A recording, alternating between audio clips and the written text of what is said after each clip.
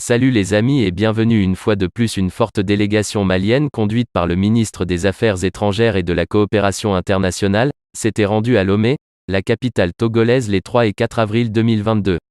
Pour solliciter l'implication du président togolais dans la gestion de la crise avec la CEDEAO et la communauté internationale. Comme une sorte de réveil des organisations sous-régionales, l'Union économique et monétaire ouest-africaine, UEMOA, est également à pied d'œuvre à Abidjan dans la capitale économique de la Côte d'Ivoire pour trouver certainement faire son mea culpa dans le traitement du dossier malien.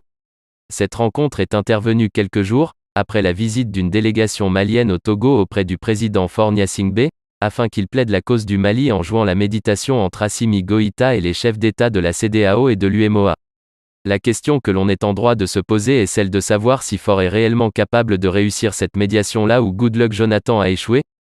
Abdoulaye Diop, le ministre malien des Affaires étrangères et de la coopération internationale, Madame Dembélé Madina Sissoko, la ministre des Transports et des Infrastructures, le ministre de l'Économie et des Finances, Al-Husseini Sanou, ont effectué le jeudi dernier un voyage sur Lomé, au Togo pour prendre langue avec l'un des doyens des chefs d'État de la CEDEAO. Il faut dire que ce voyage des émissaires d'Assimi rentre dans le cadre de la recherche des voies et moyens pour une issue heureuse à l'embargo imposé par les chefs d'État de la sous-région au Mali depuis le 9 janvier 2022. Qu'on ne se voile pas la face, ces sanctions aujourd'hui ont étouffé l'économie malienne.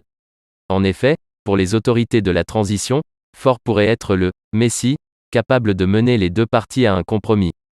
D'ailleurs, la présidence togolaise semble être optimiste pour l'issue, le président de la République s'investit pour la stabilité, la paix et le retour à l'ordre constitutionnel normal au Mali.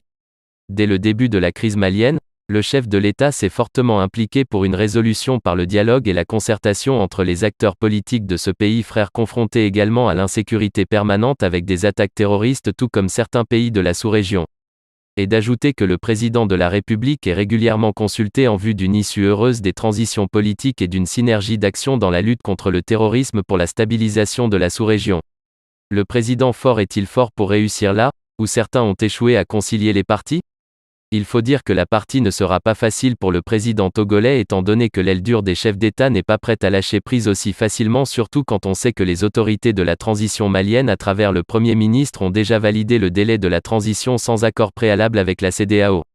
Autrement dit, c'est à Faure de convaincre le président en exercice de la CEDEAO, Nana Akufo-Addo, ensuite le président en exercice de l'UA, Macky Sall, pour qu'ils acceptent les 24 mois proposés par Bamako. Même si Faure est ce chef d'État, qui semble avoir de « bons rapports » avec ses pairs des autres pays de la CEDEAO, convaincre un Alassane Dramane Ouattara à avaler les 2 ans de transition sera un exercice difficile. Ou alors, va-t-il convaincre ses pairs de prolonger de quelques mois le délai de 12 à 16 mois proposé par les chefs d'État de la CEDEAO ?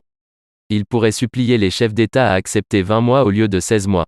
Il faut savoir que sur le dossier malien, les chefs d'État de la CEDEAO sont divisés en 2 tendances.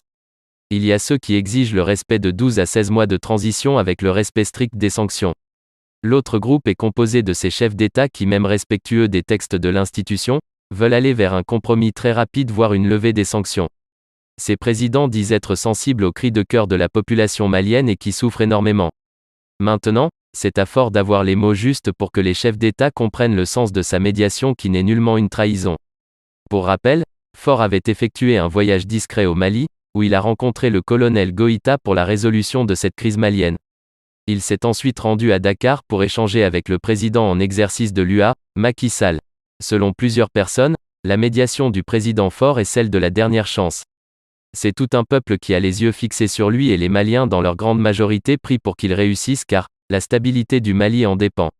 Le peuple malien qui vit sous une double sanction de la CEDEAO et de l'UEMOA depuis le 9 janvier 2022 attend les conclusions de ce sommet extraordinaire de l'institution financière de la sous-région. En somme, la fumée blanche sortira de ce sommet au grand bonheur du peuple malien qui a tant souffert de cet embargo. Quant au gouvernement, il doit continuer à apaiser le discours et multiplier les actions en faveur du dialogue comme il est en train de le faire. Abonnez-vous et à très bientôt.